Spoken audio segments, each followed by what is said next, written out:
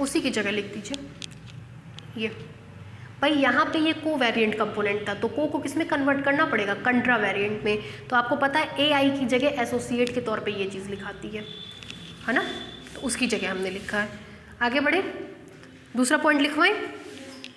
चलिए देखिए, अभी हमने फॉर्मूला लिखा था कर्ल ऑफ v का मतलब vi comma j minus vj comma i।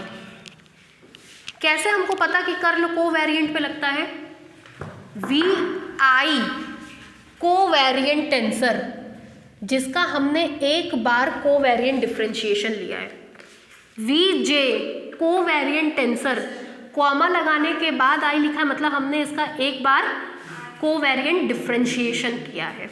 अब इसको देखिए, curl of this term is equal to, मिटा देंगे, देखिए curl of psi del phi is equal to, ये को वेरिएंट टेंसर है। यहाँ देखिए, ग्रेडियंट ऑफ फाई का मतलब होता है फाई कॉमा आई। कैसा है ये, को वेरिएंट है ना। अगर इसमें हम साई का मल्टीप्लाई भी कर दें तब भी ये क्या होगा, को वेरिएंट। इजंट क्लियर, आगे बढ़े। तो ये तो को वेरिएंट है ही, ठीक। इसका कंपोनेंट हमको लिखवा पाएंगे क्या आप लोग, इसका कंपोनेंट आएगा ये, है ना। तो साई, जैसे v एक वेक्टर था, ध्यान समझिएगा, v एक वेक्टर था जिसका को वेरिएंट कंपोनेंट क्या था, vi। ये एक वेक्टर है जिसका को वेरिएंट कंपोनेंट क्या है, साई फाई कॉमा आई। तो vi की जगह हम लिख रहे हैं साई फाई कॉमा आई, ये हमने vi की जगह लिखा। ये क्लियर हुआ आप सबको। v वेक्टर, ये वेक्टर, vi इसका को वेरिएंट कंपोनेंट, तो ये इसका को वेरिएंट कंपोनेंट, ठीक। अब को वेरिएंट कंपोनेंट को पहले किसके रिस्पेक्ट में डिफरेंशिएट करेंगे, j, फिर क्या लगाएंगे, माइनस, फिर कंपोनेंट क्या लिए हैं, vj। तो vj मतलब साई फाई कॉमा j। अब किसके रिस्पेक्ट में करेंगे, i। ये लाइन समझ में आई है, आगे बढ़े अब इस लाइन के। चलिए अब इस लाइन के आगे बढ़ते कराइए। अब इसको हम लोग को वेरिएंटली डिफरेंशिएट करेंगे। आपको पता है कि को वेरिएंट डिफरेंशिएशन की परिभाषा प्रोडक्ट ऑफ टू फंक्शन, बारी बारी से डिफरेंशिएट करेंगे, कराइए। First function derivative of second function plus second function derivative of first function minus first function derivative of second function plus second function derivative of first function. इतने में कोई दिक्कत, is equal to phi psi comma i j plus phi comma I psi comma J minus psi, आपको बताया गया था phi comma i j की value phi comma j i की वैल्यू के बराबर होती है, बराबर होगी। अगर हम इस वैल्यू को पुट कर देंगे तो हमको मिल जाएगा phi comma i J minus phi J Sai comma आई। कुछ कटता पिटता दिख रहा है? मेरे हिसाब से ये वाला टर्म इस टर्म से क्या हो जाएगा, cancel.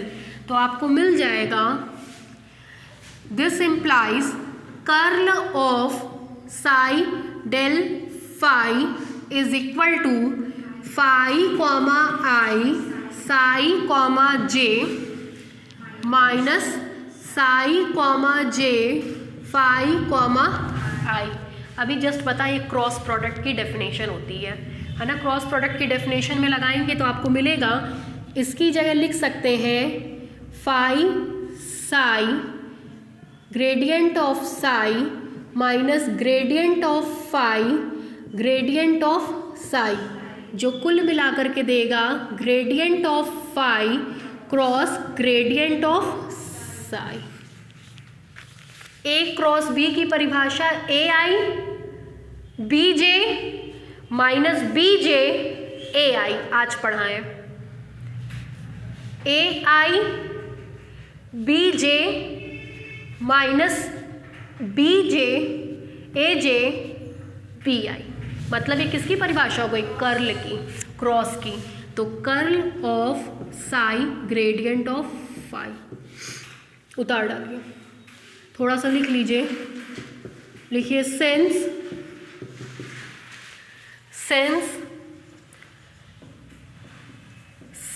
Sai gradient phi, since psi gradient phi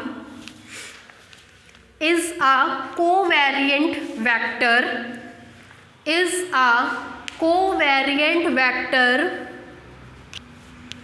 ये कौन सा वेक्टर होगा, कोवेरिएंट, जिसका कंपोनेंट क्या होगा, sci fi comma I, whose component is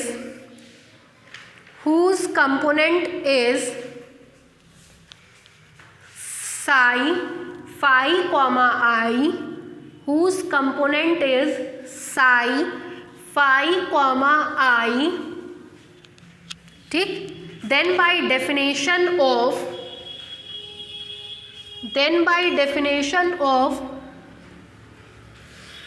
curl of a vector, then by definition of curl of a vector comma we have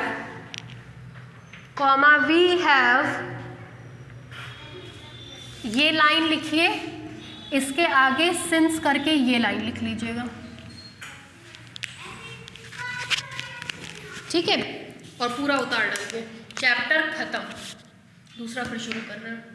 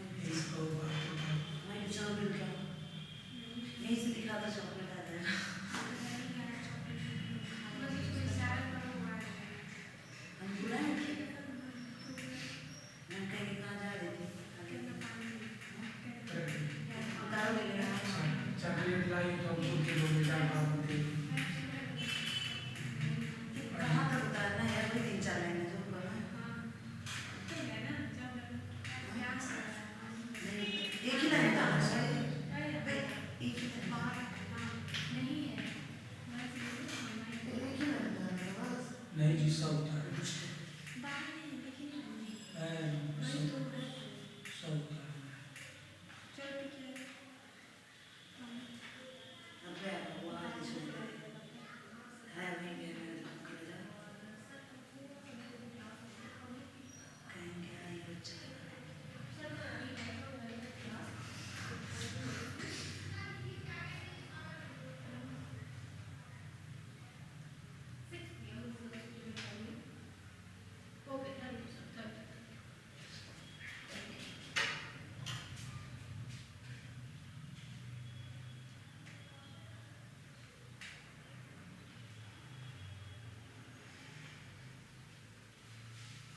अब इसके बाद कर्वेचर टेंसर है, बहुत बड़ा नहीं है, जैसे इसमें टाइम लगा 5-6 लेक्चर का, लगभग उतना ही टाइम उसमें भी लगेगा 5-6 लेक्चर का, ठीक है।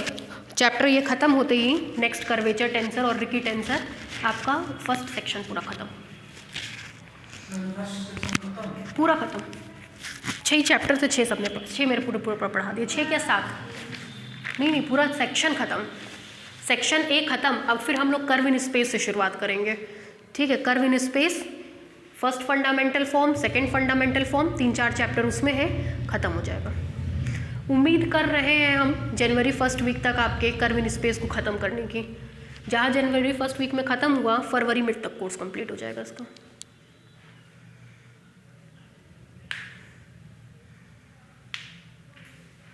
कर्व इन स्पेस जनरली हर कोई पढ़ा नहीं पाता है, कोशिश करेंगे, हम तो पढ़ाते हैं, अपना पर्सनल हम बताएं, चाहे वो बीएससी फर्स्ट ईयर का कर्व ट्रेसिंग हो वो भी हम पढ़ाते हैं, ये भी पढ़ाते हैं, ठीक है। तो जनरली टीचर्स छुड़वा देते हैं या कुछ कुछ चीज़ें ही बताते हैं, हम पूरा पढ़ाते हैं।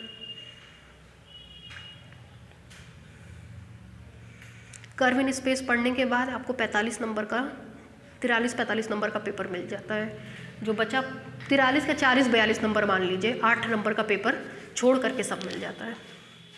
उसके बाद जो है first fundamental form, second fundamental form, ये सब पढ़ने के बाद आप पूरा 50 में 50 करने के लिए कैपेबल होते हैं।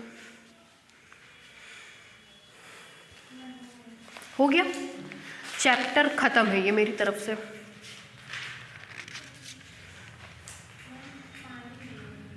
पानी पानी बाहर है, कैन में है, खत्म हो गया, सब गिरा दिए क्या? चलिए 2 मिनट चलेगा, 5-10 मिनट टाइम नहीं खराब होगा।